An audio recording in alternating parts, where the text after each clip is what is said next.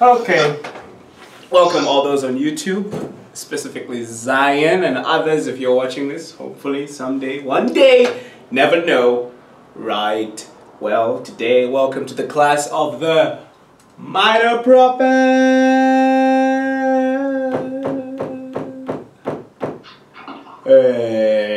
Right, today we have to cover two books. Yeah. They're great books, but they're very similar in their context. And so last time, we're going to be doing the books of Zephaniah in the month of March. Zephaniah and the one and only Haggai. Yeah. Not to be mistaken, if you put an S at the end of Haggai. Are we missing out on Nahum and Habakkuk? So did we do them? I just can't remember. Were you here last month? Yeah. What did we do? Micah? We did Micah, didn't we? Yeah. Because the schedule says, because there was a month you were not here. Oh, maybe that's why. No, but then that wouldn't be in order. No, it wouldn't be. That means I basically started off where I left off from since you were absent. I got the dates confused. I'm so sorry. No, that's fine. Okay, so here's what's gonna actually have to happen. We'll do Zephaniah and Haggai, and then next week we're gonna do not next week. Because they're short, aren't they? Yeah, we're gonna do Habakkuk, and we're gonna do Nahum, but can we even squeeze it in? Sure. We might have to squeeze in Zechariah in there. Oh my gosh, that's a long book then. Yeah. But we could do like squeeze it in, but then carry on with the next one, but not have to do as much. Yeah. For sure. Right, okay, so tell me, what do you know about the book of Zephaniah? Nothing. It's okay. Honestly, it's like one of those books, even I was looking at it, I was like, aside from the fact where I do teach Zephaniah, when else do I look to Zephaniah? And I was like, do I even preach from Zephaniah? I don't even hear people called Zephaniah. I hear Zechariah. Oh, that's a cool name. Yeah. Zeph. Like nobody, I don't know anyone called Zephaniah. Right. Okay. So let's jump into this. Zephaniah. What do you know about Haggai?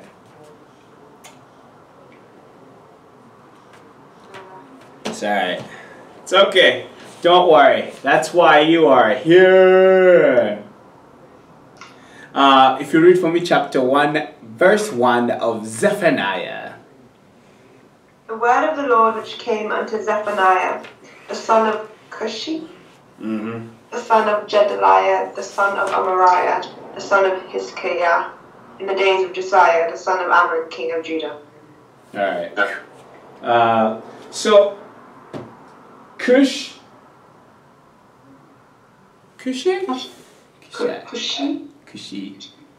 Yeah. Oh well. It's one of them. Kushi. Right. So interestingly, what you learn from this is the longest genealogy we have for any of the biblical prophets, and tells us basically, like compared to all of them, this is the longest genealogy we have. Right.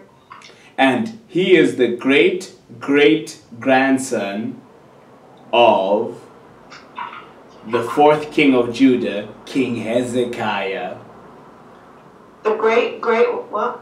The great-great-grandson of Hezekiah, the fourth king of Judah. Okay. So Zephaniah may have been the only one with royal blood in his veins when it comes to being a prophet. Hello. Look at that, man of God and his royalty in heaven and on earth. So that's Zephaniah. Zephaniah prophesies in the days of Josiah, the son of Amnon. So it talks about Josiah. Do you know anything about Josiah, King Josiah? Something famous about him that I think some people know. Give me a clue. Not a clue? Yeah. Alright, I'll tell you. He was the youngest king ever. Youngest king ever. He was 8 years old when he became king. Oh. King Josiah at the age of 8 years old. That's pretty young. He began to rule actively 10 years later and did what was right in the eyes of the Lord. He was a good king, King Josiah. And he did not turn aside to the right or the left. He tried to lead back Israel to the ways of the Lord. He got rid of the idols. He got rid of the temples. And you're looking at, this is basically an 18-year-old doing all these amazing things.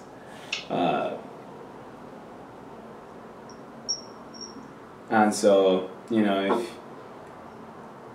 you're wondering what am I doing with my life right now, just look at King Josiah. He's doing a lot. Zephaniah was called to the prophetic ministry at which the time the nation had been in a moral and spiritual tailspin for about 50 years. So, surprise, surprise, Israel is in sin again. I've seen that coming. What? I'm so shocked. So, if you can read for me chapter 3 verse 1 and chapter 3 verse 2. Woe to her that is filthy and polluted, to the oppressing city. She obeyed not the voice, she received not correction, she trusted not in the Lord, she drew not near to her God. Yeah. And so essentially there, it just kind of summarizes everything that Israel was. It was just like, well, Jerusalem, what Jerusalem was like is just like, nope, I don't want any acceptance, I don't want any correction, I don't trust in the Lord, I'm going to do my own thing. So morally, spiritually, they were just not in the best place, as usual. And so the language that Zephaniah uses against these nations and people is terrifying language. Read for me chapter 2 verse 4. For Gaza chapter 2 verse 4 to 5. Okay. For Gaza shall be forsaken, and Ashkelon a desolation. Oh, it rhymes. They shall drive out Ashdod at the noonday, and Ekron will be rooted up. Woe unto the inhabitants of the seacoast, the nation of the Cherethites. The word of the Lord is against you, O Canaan, the land of the Philistines. I will even destroy thee, that there shall be no inhabitant. Yeah, so he's just like destruction, desolation, nothing left except China. It's just how crazy he is about all of this. Prophecies like the prompted... can you read? Zechariah chapter 2 shows God to be totally lacking any common decency, let alone any justice. Is one quote here says in the book of Zephaniah. He is just angry. Chapter 2 verse 9, and it says, and Assyria, alright, chapter 2, Moab and Ammon would be possessed by nettles and salt pites and waste forever. Chapter 2 verse 9, and Assyria would become a desolation, a dry waste in the desert.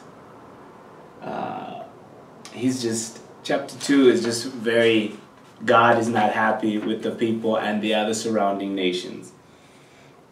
So, he begins by targeting religious leaders first, singling out idolatrous priests. Obviously that doesn't flow together. Chapter 1 verse 4. Read that there, chapter 1 verse 4. I will also stretch out mine hand upon Judah and upon all the inhabitants of Jerusalem, and I will cut off the remnant of Baal from this place, and the name of Shemerith with the priests. Yeah, so just to painting the picture here. If you're a priest, being a pagan, idolater should not be in the same sentence here. The socially, and then after that he goes on to the socially elite are then condemned as those who array themselves in foreign attire. Essentially, you're wearing things that don't belong from this land. Read for me chapter 1 verse 8. Boom. 1 verse 8. Mm-hmm. And then I saw by night, and behold, a man riding upon a red horse, and he stood among the myrtle trees at the bottom, and behind him were the red horses speckled and white.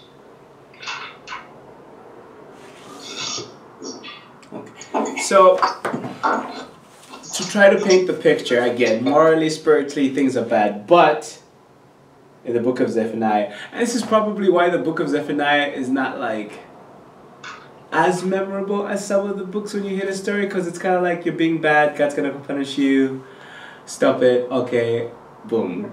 Because it goes on to tell us God's graciously sent a nation one warning after another. It's part of God's grace. He sends a warning. He doesn't just like punishment comes in, bam, first time. No, he sends a warning, he sends a prophet.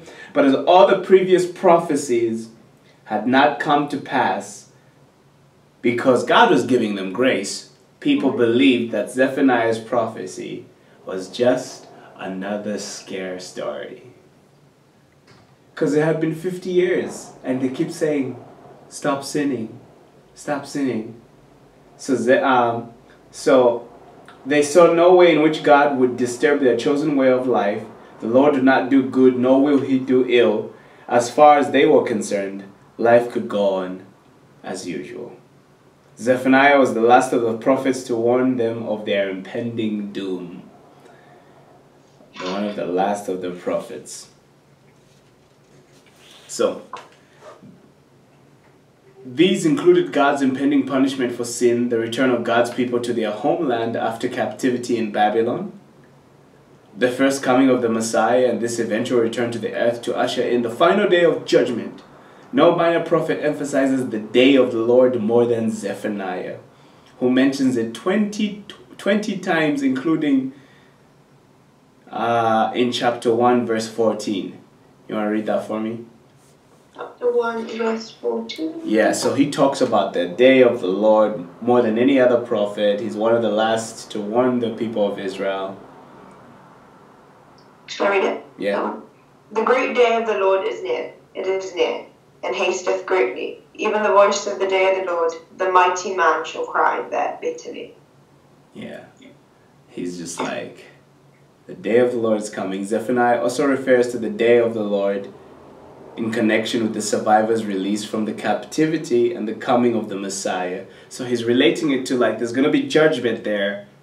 There's going to be destruction, but also there's actually, I don't think he understood what it truly meant when he also said the day of the Lord in connection to the Messiah. But again, that would have to be between him and God and the opening of his mind.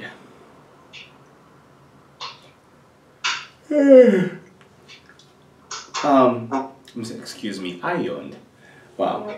Nothing is more clearly taught in the Bible than that there will be a final day of universal judgment of all mankind. If you've ever been unsure about that, Zephaniah was way ahead of us on this one. Zephaniah calls this the great day of the Lord. 2/3 of the parables Jesus told were related to the coming of the judgment. Zephaniah tells the people of Judah they had played fast and loose with all the warnings that earlier prophets had given them, but in the doing so they were only making things worse for themselves, and the day would come when their fatal behavior would be exposed. Not the happiest of the prophets. He's just like, you've been given a chance. You knew this was coming. Stop it. Don't be surprised when you find yourselves slaves in Babylon after being slaves elsewhere because of your sin, because obviously this has never happened before. Zephaniah suggests this when he prophesies that Moab will be a waste forever. Zephaniah's prophecy about the day of the Lord had a note of urgency about it. He warned his hearers that it was not only near, but near and hasting fast. So he's like, it's near and it's coming really fast. As far as the first stage of its fulfillment was concerned, Judah's devastation was only a few years away. So when this was written, it was just after a few years that the destruction came forth. So anyway, you know the ending of the book. Even though I'm telling you he was prophesying for the people, the ending is they don't listen. So wait,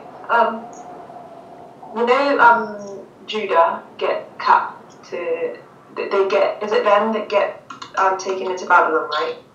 What Jeremiah was talking about.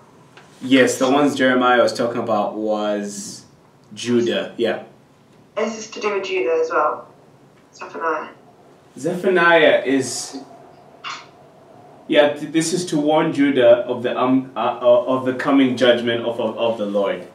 Yeah, so in the same area or same time maybe. Contemporaries. Hold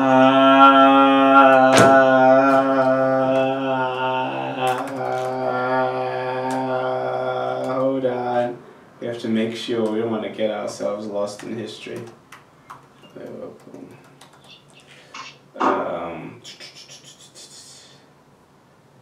Wow, I have a lot of pages open. Who are we on? Zephaniah. His name means Yahweh lies in wait. Alright? You know what? That's real cool. Yahweh lies in wait. No, I don't have that one. I have for Haggai, I have his name, but no, I don't. I wasn't too sure of. It says his name means lies in wait. It says, Yahweh has concealed, he whom Yahweh has hidden, or Yahweh lies in wait. Okay. Okay, the prophetess.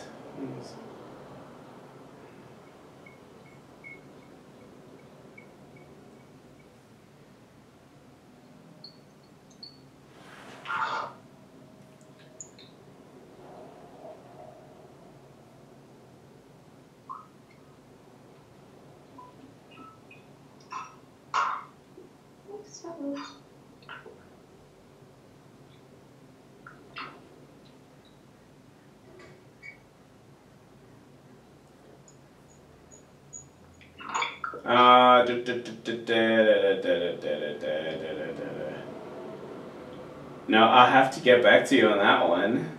It should, yes, he should, because they're both talking on Judah, but I just want to be careful.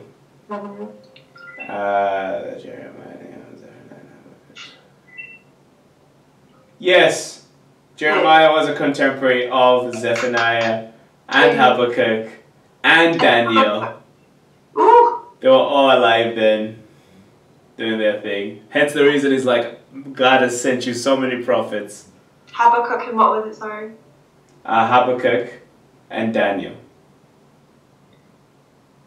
That's so cool. Yeah. But Daniel goes to Babylon, doesn't he? Yeah, Daniel is in Babylon. He's slightly after, well, a little bit after, but it's still the same. Is that right? Yes, it's slightly after, but he's in Babylon. Ezekiel already like finds himself. He's like the first group going into Babylon by then. I know, they're like all connected, but I don't know if they knew of each other super well. But if like they did, that would be cool. I guess they did, but it's kind of like, how do I put it? It's like, I'm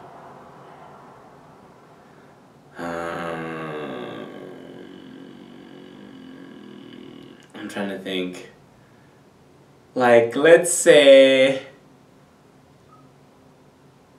John Den and Zach are both prophets, and they know each other, but they're just like so far away doing their own thing. And then we in history, when we read it, it's like, I With bet. no social media. Yeah, there's no social media. So like, oh, Zephaniah just updated, preaching another sermon on the corner. People not listening, and you know, Jeremiah going, tell me about it.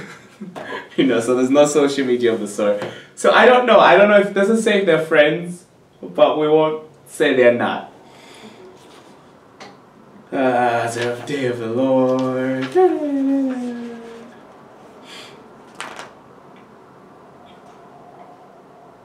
Oh, no.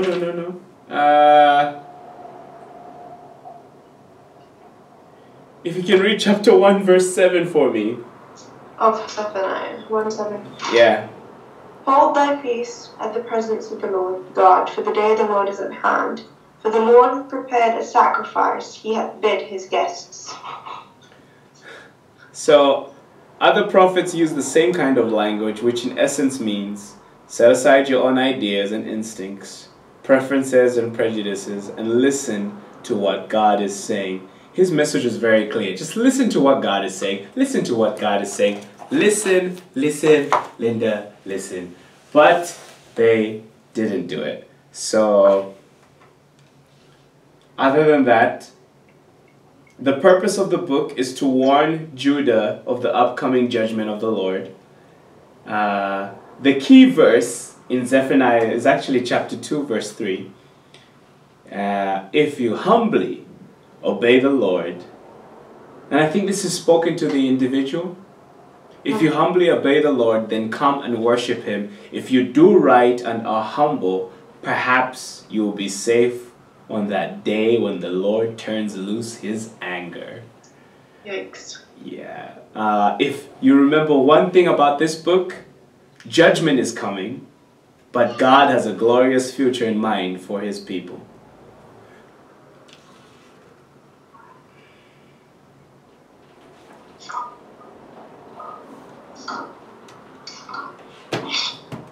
Some small details you want to read. Whenever you read the book, it's references to Cush, C-U-S-H. Do you know what Cush is kind of modern day time-ish now? Sorry? When you're reading Zephaniah, it will reference Cush. So it's translated as Ethiopia now. The Hebrew text has Cush, an area which included parts of present-day Ethiopia and Sudan. Ooh. So just, I guess, so that you just know whenever you see the word Cush. Which makes me think, I'm like, Cushai? But I don't know. Alright. The son of Cush. So you might be partly African? Heck yeah. Hey, what kind of whatever? Joking. Alright, any thoughts on Zephaniah? It is what it is. It's really just, it speaks of the day of the Lord, punishment of Judah, the punishment of other nations, then the day of the Lord again. Yeah, very straightforward. If anything, it just shows how like God gave them so many people like Yeah. the same message, but yeah, it was not clear to their ear. Yeah, he mentions it's one of the last prophets there. So obviously they had many great men we consider now, but you know, even Ezekiel says he went up to prophesy to the people, and he told them to turn away from their sins, or unless destruction is going to come. And it said that the people were so blind they didn't understand what he meant. They were so drenched in their sin that he was like, turn away from your sins, repent, turn to God, or there's going to be destruction. The people were like, I don't know what you mean. And it's like, what? How do you not understand that? It's very simple, and that's how drenched they were in their sin. Okay, Haggai. Let's do Haggai. Haggai guy. Haggai. Haggai, author of the book, Haggai, obviously. Meaning, my feast or my festival. Type of book, prophecy. Purpose of the book, to inspire the people who have returned from exile to continue with the rebuilding of the temple in Jerusalem. Yeah. Chapter 2 verse 4 is the key verse. It says, "But cheer up, because I, the Lord all-powerful, will be here to help you with the work, just as I promised your ancestors when I brought them out of Egypt. Don't worry, my spirit is here with you." So that's the key verse, chapter 2, verse 4. For Haggai, if you remember one thing about this book, what you spend your time and energy on reflects your real priorities. True that. What you spend your time and energy on reflects your true priorities.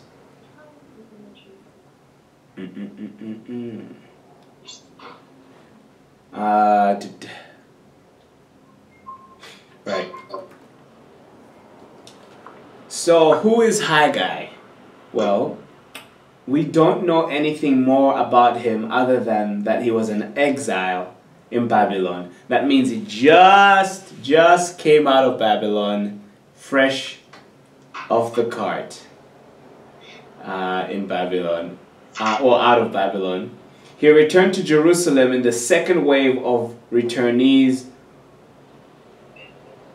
So essentially you have to think of Zephaniah prophesying, now they've gone to Babylon, they've been slaves. And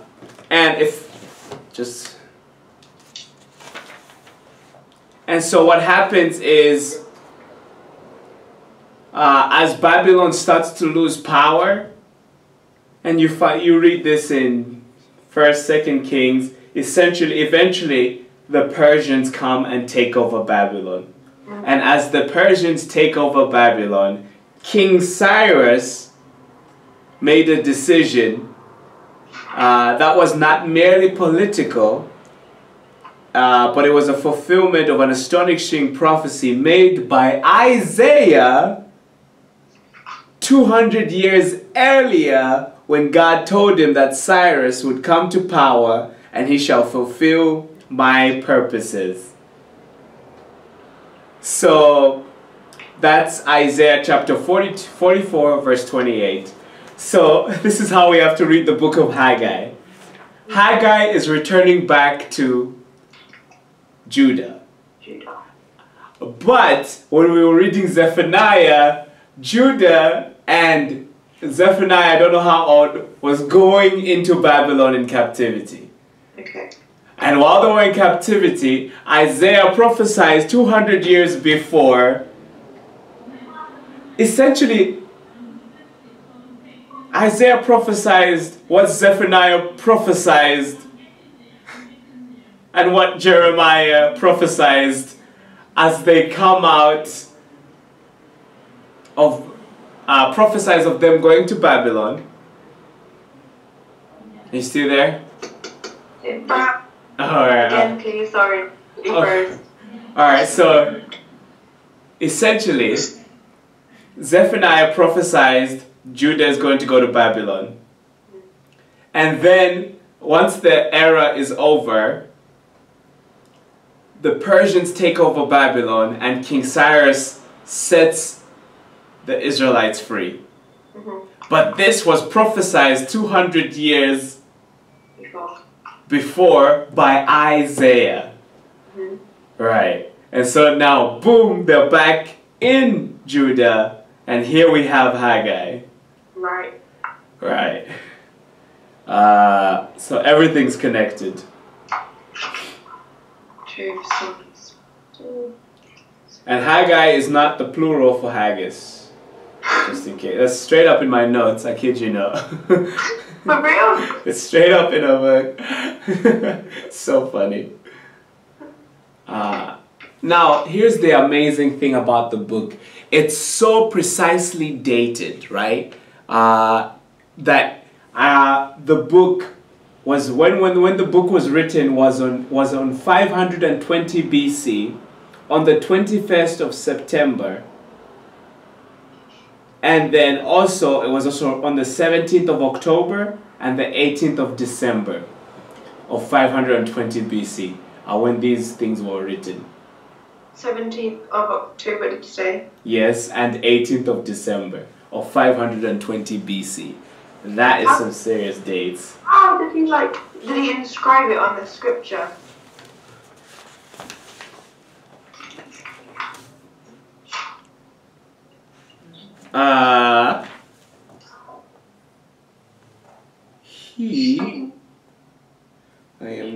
It's in his, and the year of the King Darius on the first day of, see the first chapter 1? Chapter 1, verse 1.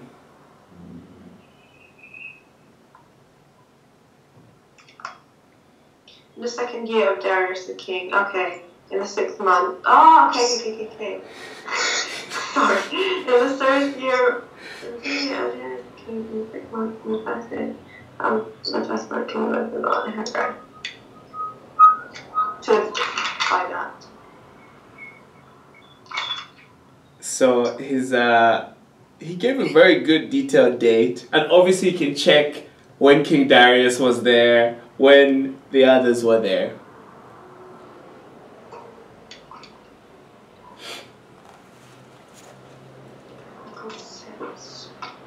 It's awesome. Now, morale was low in Jerusalem. Can you guess why people felt low after returning back from Babylon? They were slaves, weren't they? Well, they weren't treated like just equal citizens over there. Yeah, that's one. Obviously, they were slaves, but on top of that, they just came. When they came back, they found their city had just been destroyed. Like, obviously, there was nothing. To go back to, yeah, there was nothing to go back to, and it had been 20 years since their liberation from Babylon. So this is 20 years after returning back from Babylon, when Haggai appears with his message. Mm-hmm. With the defeat of the Babylonian Empire by Cyrus the Great, enthusiastic and committed, they returned to Jerusalem, vowing to rebuild the place and re-inhabit the land. It was a second Exodus. God would be with them again and would bless them. And then reality set in. When simply staying alive was a major challenge, other tasks, such as rebuilding the temple, was pushed. Because now I'm hungry, I need food, I need water, I need to take care of my family, there's an enemy coming forth. They're like, let's rebuild the temple. Like, I'm busy. Exactly. That's what happened. And so, weariness and hardship combined with local opposition had led the abandonment of the temple rebuilding project. So they go back to Judah, and 20 years go by, and Haggai is like, guys, weren't we supposed to build the temple first? And wasn't 20 years enough time to build the temple? So Haggai and Zechariah are two prophets who preach broadly on the same message. Because Zechariah, the next guy, is basically like, you focus on you so much, stop it. So they preach on the same message.